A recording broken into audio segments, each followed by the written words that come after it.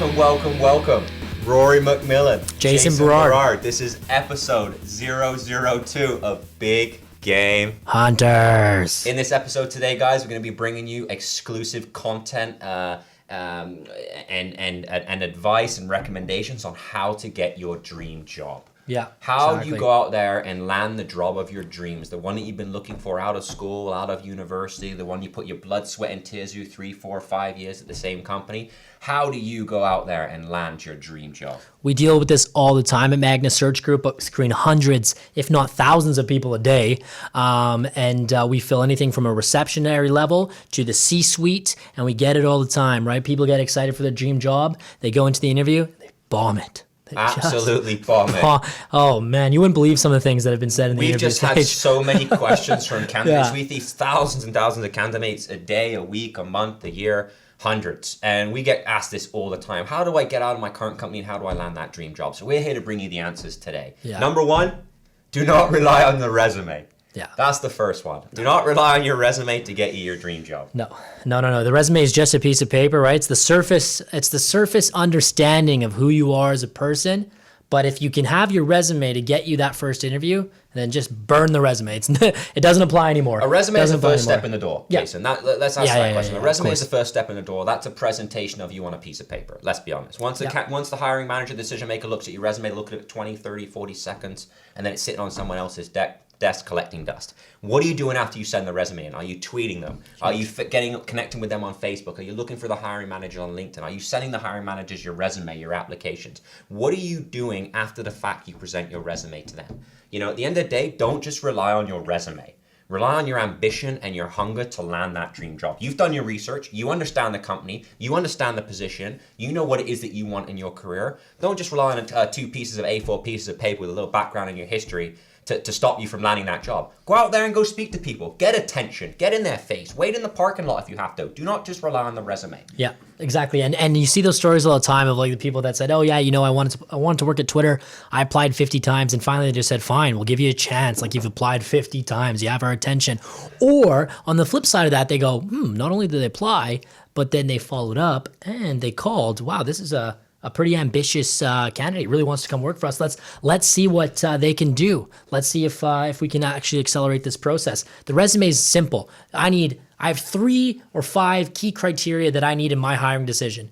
X, Y, X, Y, Z, right? And if I'm a hiring manager, I look at the resume, X, Y, X, Y, Z. Okay, next steps. If you only have 3 out of 5, they might not put you through, but you still might be a great fit for the job and a great fit for the company. So don't just rely on your resume. You need to push forward. If you really want something, just go get it. Absolutely. And don't just focus primarily on the money.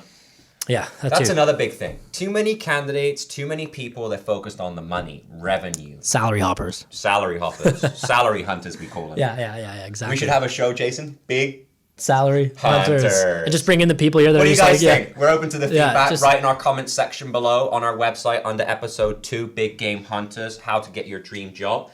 Again, just don't focus on the money.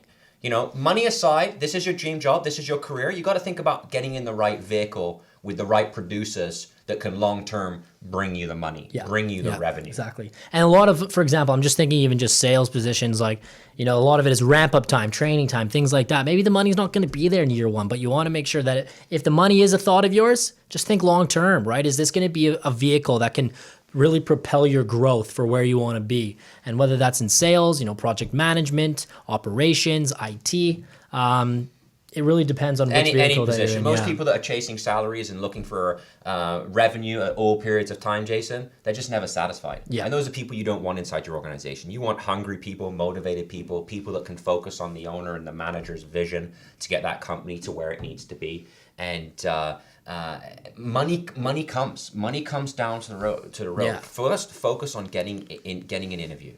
Then secondly, focus on blowing that interview out of the park by making sure that you're well prepared for the interview. You understand what the hiring manager is looking for. You presented yourself in a professional way that you are the only person that company needs to hire for that position. And then execute, follow up. Once the resume's out the door the minute it's in, you forget about the resume, move on to the next thing. It's a presentation. The interview stage is the presentation stage. And the biggest thing that we were just talking about, Jason, is too many candidates bring up revenue and money that they're looking for within seconds of the interview, without even determining what their value is. But on that note, what would you say is because we prep candidates all the time. What would you say for our viewers is the single-handed best prep that they could go through before an interview? Reach out to consultants at Magna Search Group.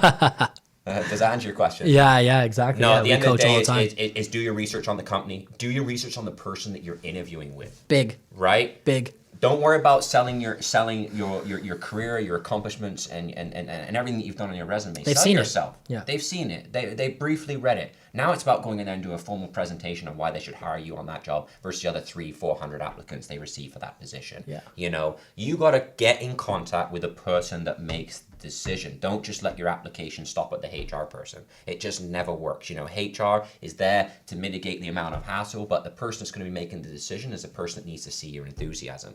Needs to see that you're hungry, that you're willing to do not whatever, but whatever it takes to land this job. You know, that's what the companies that we look to hire. That's the companies that we look to partner with at Magna Search Group. MagnaSearchGroup.tv #MagnaOnAir is each project within a company is led by somebody, is led by a business leader. You need to get in front of that business leader and convince them on why you're the person for that job. And again, don't just focus primarily on the money. And I think that's the other thing too. So when you see in a job description, this is just, hands-on direct advice. A lot of the times it will say reporting to director of operations. That's your lead right there. If you still apply, that's great. Or if you go through an agency, that's great too. But that's the person that you need to speak with, as well as HR, because it's all a collaborative effort. But ultimately, the final decision will come down to that person it's reporting to. And also, if you're looking for your dream job and you're currently in a place where you're okay, I would say stay. Don't quit. I would say definitely stay within the passive market, because an enticing thing for an employer is to find someone who's currently happy where they're working, but they actually really want to come work for us. Yet we know they can do the job because they're doing it right now, and they're a good team player because they're happy where they are. Absolutely. The biggest thing is, like you said, Jason, don't quit your day job, because that next interview you're going to go to, you're going to be more confident. If you go to that interview and you don't have a job, you're going to be thinking, oh shit, if I don't get this, pardon my French, if you don't get this job, you're going to be worrying about your next rent check each month. Focus at staying at where you're at. That's very, very, very, very true. Iron out that position first. Yep. Or even go to your boss, your current boss, and speak to him and say, listen, I'm not happy here right now. I look to see my career going in a different direction. I've done everything I could possibly do at this company. If that's the case, or if it's just money, speak to your boss about asking him for more money. Speak to him about what he can do to make sure you're happy, make sure that you're satisfied, and make sure that you're hungry. Because at the end of the day, we've all been there. If you're not hungry, if you're not happy at your current company, look for the next opportunity where that company's going to feed your hunger. Yeah, and I think to touch on that point of not quitting your day job, it is a different dynamic when you go into an interview, and if it doesn't work out, you're in the exact same position that you are right now, employed. Whereas if you don't have a job, you might come across as a bit nervous, or you might come across as a bit like shaky, or whatever it might be. Maybe sometimes a little bit desperate, unfortunately, if you're really down on your luck. So I would always say, if you're going to quit your day job, you better become an entrepreneur and pursue your dreams entrepreneurially. But if you're looking for another job or looking for another company, don't quit just yet. See where it goes, and then make the decision after you have a good analysis of it all. Absolutely. And make sure you've got a very qualified resume. Make sure you've got a very qualified sales pitch. Within 24 to 48 hours after you send in your application, make sure you follow up with the hiring manager directly. Phone him, call him. Yep. Be willing to pick up the phone and get out your comfort zone. And there's too many people out there following the traditional systems of getting a job, and it's just not working. They're coming to us, they're asking us question after question after question what they should be doing. And that's why we're creating this show on episode 2, How to Get That Dream Job, is because we're just getting asked by so many different people on what they need to do to get the job of their dreams. Yep. And, and to be quite honest with you, why many candidates work with MagnaSearchGroup.com is because we provide them guidance, we provide them leadership. They're not just a candidate sitting in our database collecting dust. We work with them. They're our future ambassadors. Those are the people that are going to speak about us. So we continually work with them, we continually educate them, and we can provide them support they need when they need it. Yeah, even if it's just a vote of confidence, right? Even if there's no more prep to be done, you say you've got this, right? Like I said, you're in the exact same position if it doesn't work out, and if it does work out, then we've just got you an amazing opportunity. And that's really what the beauty of staying employed is. Another thing I want to touch about the process here is, okay, so initial interview, great. Second interview, great. I think you need to always communicate passion from what you've done and what you can bring to the table. I think you just need to be enthusiastic and excited at all times. But what do you think about references? Like which references should you take? Is it former employers? Is it current coworkers? What do you think is the best reference for someone to choose? Great question. Totally depends on your situation, Jason. That's true. True. Like if a candidate is currently employed, he's been at his current company for 3, 4, 5 years, or even a couple years, and he's currently employed. He's in the passive market. He's going out there exploring some different opportunities, whether it be a different industry, same career path, a competitor.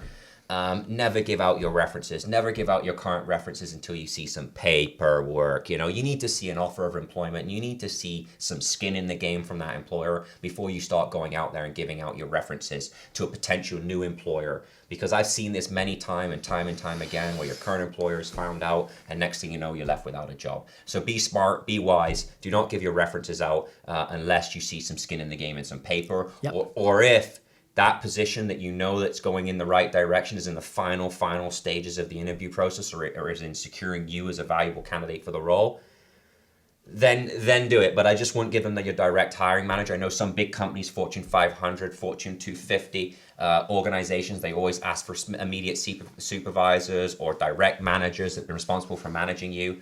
You make your best judgment call, but in my opinion, I would not give out my references until we're in final stages of that interview process and that company's serious about bringing you on board as a candidate for that job. References are a very, very positive sign throughout the process. If you're getting to that point, then you know that they're serious. They want to double check. That's what references really are. Let's double check. Let's see what people have to say in writing, just to confirm that we're about to make the right decision, or just confirm that we would make Absolutely. the wrong decision. Quick wrap on episode 2, how to get that dream job. Rise above the noise. Get in front of the right people at the right time. Do not just rely on your resume. Do not spend all your time on social media, wasting your life away. Focus on your career, focus on your position, and do whatever it takes to get that decision maker, get that hiring manager excited about you, excited about your application. If you cannot get through, you leave numerous voicemails for that hiring manager, the decision maker. Drive to the company, wait in the parking lot, see what that candidate, that hiring manager looks like on LinkedIn, and go get in front of him. Trust me, this works. Anything and everything. Anything and everything. When companies look to hire great people, it's an emotional thing. It's a business decision that can financially impact a company tenfold. So it's very important that you are there to convince them and back up what you convince them about on why you're the perfect candidate for that job. We'll close it out on this. It costs a lot of money to hire bad people, so you need to make sure that they're making the right decision, not only for yourself, but for the company as a whole. This is episode 2. That is how you're going to get your dream job. Rise above the noise. Get in front of the right people. Big game hunters. MagnaSearchGroup.tv, #MagnaOnAir. Next time.